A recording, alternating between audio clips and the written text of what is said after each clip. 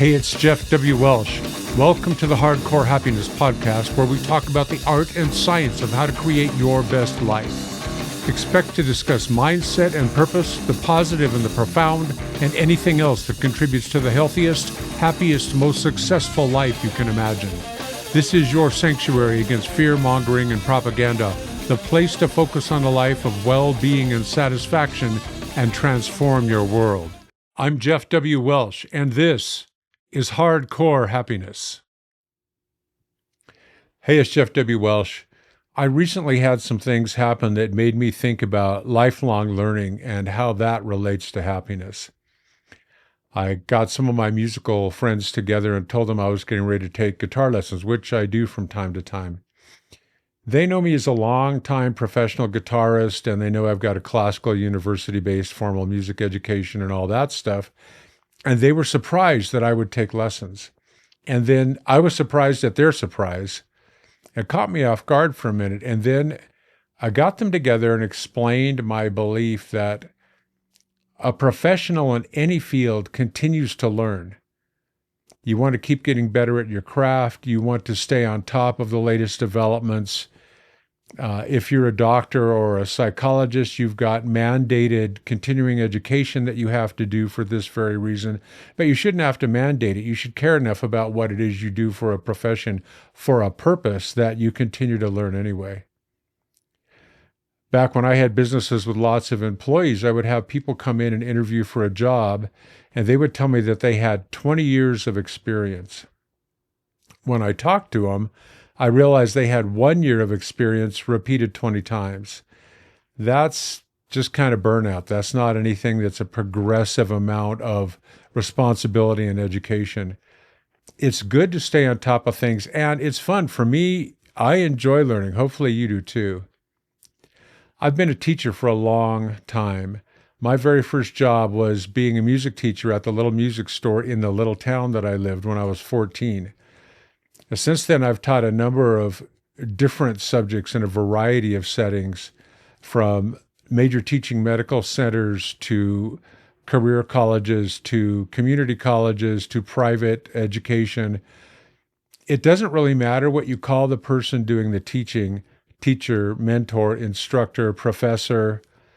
The idea here is to pass on the experiences that we have accumulated throughout our lives. And part of that's in the classroom, part of that is from degrees, part of that is just life experience, right? Every good teacher is also a good student, not just at the beginning of their careers when they're unsure of what they're doing, but for their whole lifetime, their whole professional lifetime anyway. See, there's no such thing as being the best in any field. There's always somebody who can add to your knowledge. There's always someone who knows something you don't know or can do something that you can't do. It's good to surround yourself with those people. Beginner's mind is an important component of a lifetime of satisfaction and well-being. There's an old admonition saying that you can't add anything to a full cup. People who think they know it all about any subject become crystallized in their mind and in time, and they stop learning and they stop growing. And they get stuck in that rut of doing the same thing over and over and over and over again. Not only is that a sure way to get burned out, that's a sure way for you to stop evolving and for the people you're teaching to stop getting any benefit from it. Try hard to not be the smartest person in the room. And by that, I don't mean dumb yourself down. I mean surround yourself with people who are smarter than you. That's how you learn. And while I've been a teacher for a long time, I've been a student a lot longer than I've been teaching. I have several degrees and certificates, but I've also studied many things outside the realm of formal school-based education. I've been into aviation and scuba and martial arts and philosophy and religion and spirituality and all kinds of other stuff, on top of psychology and music, which are kind of like my main jams, if you will. The best learning experiences are not rote and boring. The most effective learning that you can do is experiential. It's one thing to read about it. It's another thing entirely to go do it. I can talk to you all day about what it's like to play the guitar, But until you pick one up and try to make it sound the way you think it should sound, you don't really start to learn anything about the instrument. It's one thing to read about how Haussmann restructured Paris. It's an entirely different thing to stand at the top of the Eiffel Tower and look out over what he did. If you haven't done that, it's breathtaking. It's amazing, not just because of the view, but because of the precision with which that city has been redone. It's incredible to think that one guy came up with that. Here's another example. Tigers are like my spirit animal. I've always been fascinated by them. I've read about them and I've looked at them across the moat in various zoos and things. But I had a chance to go to Thailand and spend some quality one-on-one time with them inside their enclosures. From little teeny baby tigers that I had to feed with a bottle up through rowdy juveniles and their 300-pound adult versions. I'll tell you what, I learned more about tigers in a couple of days than I ever did reading about them. You know, after a lifetime of learning and teaching, you might think that I'd be ready to call it quits, but you'd be wrong. I'm still a teacher, and above all, I'm still a student. Part of what I'm trying to get across to you is this. I find a profound joy in learning and then in teaching others that I can't replicate in every other pastime or occupation. I haven't had anything else that scratches that itch the way that learning does. All of this brings us to a connection between learning and happiness. I have decades of lived experience to support my contention that lifelong learning is a major part of lifelong happiness. I think the two things interweave with each other at a number of points. The first one is discipline. There's not very many other experiences that can cause you to acquire and maintain discipline and personal responsibility the way that education will, especially a formal education where you're on a timeline and you're being graded. You have to develop your ability to delay gratification, tolerate sacrifice when your friends are out having a good time and you're home studying, for instance. And you have to commit to your stated personal values before you can excel in a structured learning environment. When you say, I want to be a whatever, and I'm going to go to school to learn whatever, that statement is something that you had better mean because you're going to spend a lot of hours doing it. I have to tell a story on my son who is right now starting professional flight school. He's in an accelerated academy program, and he's finding out exactly what it means to drink from the proverbial fire hose. It's nice to talk about being a pilot, but man, he's on fire for it. And as he's out there every day flying and learning and gaining experience, he's finding out that that really has to be his focus. And that focus is best when it's related to your purpose, the meaning that you have given yourself. When you're young, it's hard to say no to the excesses that are available in your late teens and 20s. If you do that, though, if you delay that gratification and you learn to stay focused, it can lead to decades of a better life later. It's harder still because your peers don't share that same sense of commitment and responsibility. You don't want to be the square. You don't want to be the person who ruins their fun by not partaking yourself. I have a lot of friends who recently have stopped drinking alcohol, and they say it was harder to disappoint their friends by not drinking than it was to stop drinking themselves. It's the same kind of idea. Sometimes when you're focused on your own personal growth, you have to tell people, no, I really can't do that right now. And they have to respect that. If they're your buddies, they will. If you can learn to withstand or at least moderate those distractions, you tend to end up in the long run happier and healthier than your peers who didn't. When I was teaching in the community college environment, I had a lot of students from 16 to 70 plus years old. And there was a second wave of people who came in their 40s and 50s who decided it was time to finally get their lives together. And without exception, every one of them told me, man, why didn't I do this in the first place? And the experience of looking back and seeing that happen is what I'm trying to pass on to you, because we don't need any more regrets than life is going to throw at us anyway, right? Another point of connection between happiness and lifelong learning is competence. At a base level, everyone needs to be able to provide for themselves somehow monetarily. Got to keep food on the table, got to keep a roof over your head, et cetera, et cetera.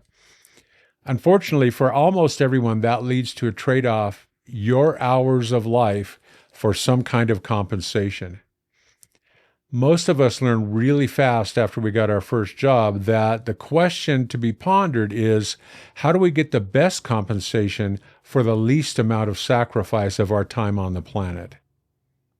In almost every case, the answer to that question is to become competent at whatever you do. It doesn't really matter what it is that you do, except for the fact that what you're doing should be in line with your purpose, right? We'll talk about purpose all the time in Hardcore Happiness. So when you decide what it is that you're wanting to do right now, your meaning, your purpose at this stage in your life, go for 100%. Become competent. Why does it matter? Because if you're going to put that much time and effort into something, it better be important to you. And if it's important enough to be your purpose, those things align. It doesn't really matter what kind of pathway you choose. There's many ways to competence. If you want to be a psychologist or a physician, you have to spend lots of years in college and then grad school. If you want to be a tradesman, there's an ancient and still massively effective tradition of an apprenticeship that's your best bet. You become an apprentice, and then you become a journeyman, and eventually you can become a master at what it is you do. But that also takes a lot of time, a lot of sacrifice, and a lot of focus. When you do that, you get two rewards. The first reward for your competence is the ability to command a higher wage for your superior abilities. If you're really good at what you do, you get paid more. But second, and almost as important to me at least, and to many people that I know, is the satisfaction of becoming a master at something and benefiting others with your knowledge. If you're a master mason, the thing that you do better than anyone else makes people happy, and it adds to their life and your life. Whatever you choose, mastery has its own intrinsic reward. You need to spend some time in your purpose, and we'll talk about this at length, to figure out what it is that you're called to do, what interests you, what makes you happy. It doesn't matter if you're a musician or a plumber or a neurosurgeon or a pilot, your life satisfaction increases as you get better at the thing you've chosen to do. There's a well-deserved pride, and I don't mean pridefulness, I mean real pride in being good at what you do. This kind of thing only happens with lifelong learning. You have to stay at it, and therefore you should choose something that makes you want to stay at it. Community, the sense of fellowship that you have in a face-to-face classroom situation, is a big part of learning. The socialization that you get in a classroom, no matter how informal that is sometimes as valuable as the actual technical information you get from the syllabus. Here's the archetypical example. Think about high school. If your experience is anything like mine and most of the people I've spoken with, the main thing you learned in high school was how to get along with your peers and your instructors and your parents. The time you spent learning to navigate the cliques and the early romances and the crushes and the BFFs and the BFFs who became mortal enemies and the mortal enemies who became BFFs. The team picks on PE, who gets to sit next to whom on bus rides for band and choir and football. All of those soft skills still serve you in your daily life. There's a good chance you can't say the same for American history and English and pre-calc. Depending on the path you chose, some of those might be really important, but probably not all of them. Those soft interpersonal skills are frequently more valuable than the hard technical skills. I have a friend of mine who is a phenomenal guitar player, a very well-known, famous guy. And every time I've asked him or I've heard anyone ask him, what should you study the most to really get ahead, to get a job playing guitar? He says, be a nice guy. Show up on time. Shut your mouth. Do what you think you need to do. Give your advice if it's asked for, and then just do the job and smile.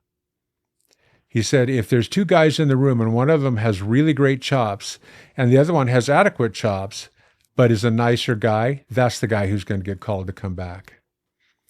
I think your socialization experiences in high school and college are kind of the training ground of how to learn that soft skill, how to fit into healthy communities in your later life.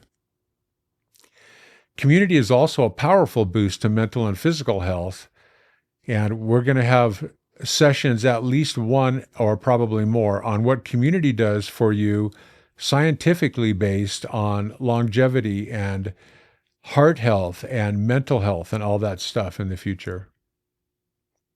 One of the cool things about in-person learning communities is that interaction is valid no matter what your age is. It doesn't matter if you're in high school and learning to get along with people, or if you just turned 70 and took up a class on Tai Chi. That community, that fellowship, that interaction with other people is positive for you in many ways that we'll get into more in the future. Another way that lifelong learning interacts with hardcore happiness is because it's fun. Nobody has to work all the time. If you always do just work and you're always serious and you always have your head down, you're going to fry out and fade away, as the song says, or something like that. It's good to gain new skills and information just because the topic interests you. Not too long ago, I got my FCC amateur radio licenses, my ham radio licenses, partially because I frequently take long solo trips into the backcountry in my four-wheel drive, and I don't always have cell service should I need it. And partly because it was fun. I knew a guy whose parents were hams, and when they would get on the radio and talk to their friends, I always thought that was pretty cool. I've always been fascinated by the idea of like a personal radio station. It's important to know that the same learning experience can hit differently for different people. Two people can pursue the same thing and get entirely different benefits from it. I got my pilot's license because it was challenging, really challenging, and fun. I mean, I think people have been considering flying through the sky as long as there's been people. My son is getting his aviation training, like we talked a minute ago about, because he's becoming a professional pilot. In his case, it's not just fun, even though he does enjoy it. It's an adjunct to his purpose. It is his purpose at this point in his life. One of the biggest intersections between lifelong learning and happiness is mindset. Mindset is everything. It's the way you view the world. It's the way you interact with it. Everything we've talked about so far in lifelong learning ultimately relates to mindset as well. To be able to really set your mind, you need focus and clarity. If you have focus and clarity, you can choose a path. If you choose a path, then you know which direction to go in your life. But the discipline and the optimism required to pursue and then master that path will hone your mindset into a powerful force that can shape your life and enhance the lives of others. And finally is purpose itself. When you become competent at something, the satisfaction you feel is part of and also reinforces your purpose. The only way you'll be able to navigate the rigors of mastery in any subject is to have a sense that your efforts contribute to your meaning, the one that you've chosen for your life. There isn't anything I'm aware of that doesn't have days of discouragement, no matter what you're learning, no matter what you're trying to master, no matter what your purpose is. If you're in grad school, for instance, there's going to be many nights where you're reading the same paragraph for the 15th time or more, and you're too tired to make sense of it. You keep reading, and at some point you realize, I have no idea what I'm even looking at anymore. On those nights, you might go, you know what? Is this the right thing? If you're in pursuit of a trade, there's many times where you're going to feel like you're behind, that you're not getting it, that you don't have the eye for it. You don't have the eye-hand coordination for it. No matter how hard you try, you're just not where you need to be. Everyone has these plateaus. And in any case, what you need is the ability to push through them and get to the other side. You have to be able somehow to continue to progress. But if you don't have a sense of purpose in those pursuits, if those things don't feel like something bigger than yourself, just, because I feel like it can start to feel too hard. And if you don't commit, you might find that you end up taking the path of least resistance, sometimes for a lifetime. And then you become that 50-year-old person who, bless their hearts, better late than never for sure. But if you can take on that burden of learning and mastery and competence early as part of your purpose, then the lifelong learning that happens after that becomes just something that you're already familiar with, something that you're already associated with. I can tell you that my personal experience in dealing with thousands of people, personally and professionally, is that the people who have chosen and committed to a purpose, to competency in the skill that they're trying to master, tend to be healthier and wealthier and happier than those who just pick whatever job comes up next and looks like it might be okay and whatever it is that pays the most for a short period of time. Even if those short-term meaningless jobs pay pretty good, they're usually devoid of any kind of pride and satisfaction the way that you would have if you had a career well spent trying to master something that meant something to you.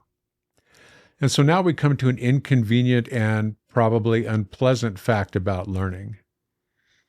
This goes back to the reason that I put the word hardcore in front of the word happiness when we talk about these things.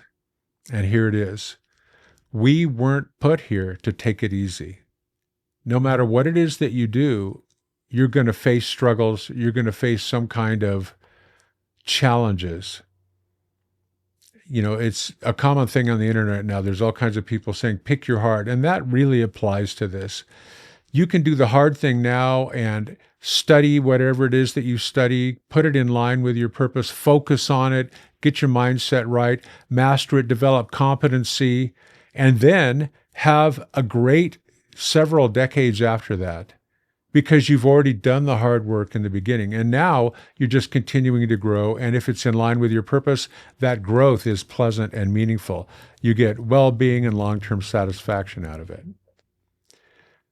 If you wait till the end and look back at it, you've got a lot of regret, which again, nobody needs any more regret than we're going to have automatically.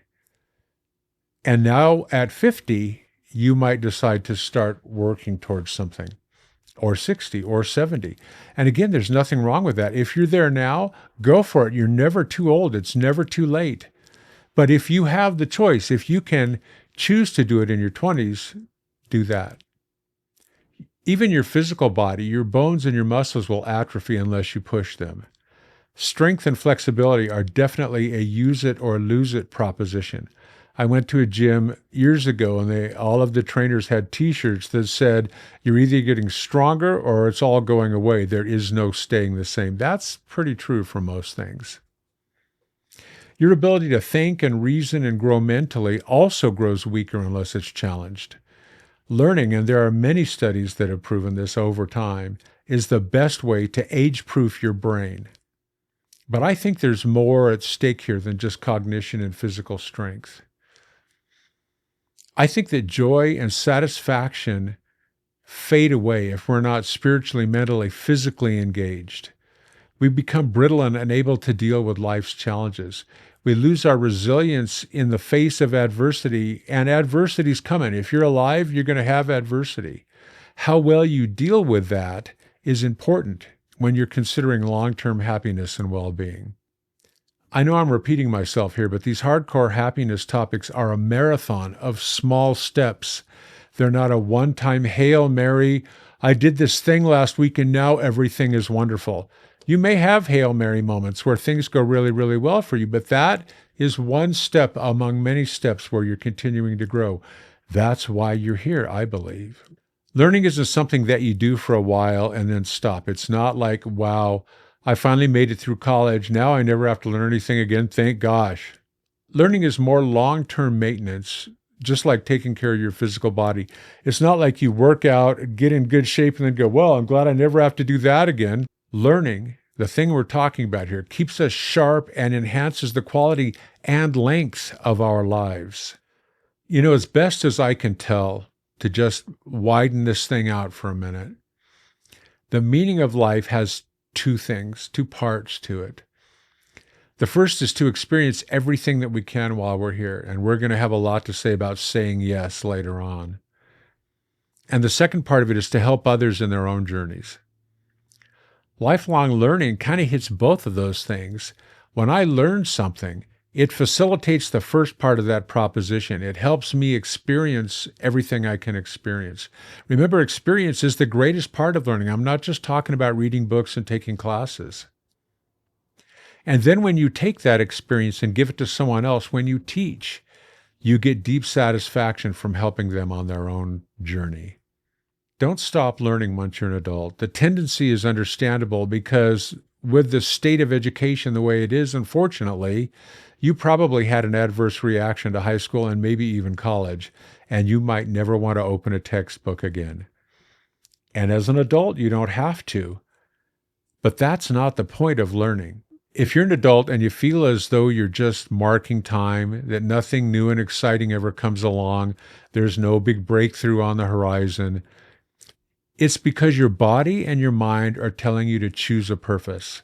And to make that purpose reality, learning is definitely going to be a part. That's why we call it lifelong learning. It never stops.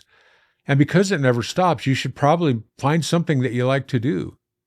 As always, the responsibility is yours. You're responsible to choose your purpose, find the opportunities to learn, and then go do them to stay current and relevant. Don't give up on your opportunity to create your world. You can experience your own hardcore happiness. It takes work, but it's worth it. It's your right. If you go to the associated blog with this podcast, also called Keep Learning, on my website, I've got 5 scientific, recent, peer-reviewed articles that relate to all of this: long-term learning and happiness, long-term learning and satisfaction and well-being. If you're into that kind of thing, please go check it out. I'll put them right at the end of the blog so that you can find them. The Hardcore Happiness Podcast is live every Thursday in video form on YouTube and in audio form wherever you listen to podcasts. Visit my podcast page at jeffwwelsh.studio, where you can see past episodes and listen to the latest one. Be sure to subscribe so you never miss an episode. You can also check out the links page on my website, jeffwwelsh.com, to contact me, or if you're interested in having me speak to your organization. You can follow my work on the Jeff W Welsh Substack or Medium accounts or the Hardcore Happiness blog page. You can follow my accounts on Instagram, X, Substack, Medium, and more. To support this community, you can donate in my Patreon account. All of that is on the links page on my website. Thanks for watching. I'm Dr. Jeff W Welsh.